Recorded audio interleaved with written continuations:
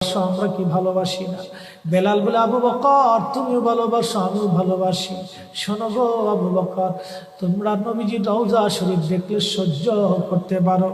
আমি বেলাল যখন আযান দিয়ে নবী রওজা শরীফের দিকে তাকাই, আমার কলিজা গুলি ফেটে ফেটে আসে। আমি বরদাস্ত করতে পারি না, সহ্য করতে পারি না, করতে পারি না রে আবু বকর, বিদায় দাও, আমি চলে যাব। চলে গেলেন নবীর পাগল। সিরিয়ার দামেস্কে যাওয়ার পরে কিছুদিন পরে নবীজি স্বপ্ন দেখায়, কিরে বেলাল, এটা কেমন জুলুম, কতদিন হলো তোমার কণ্ঠের আজান শুনি না।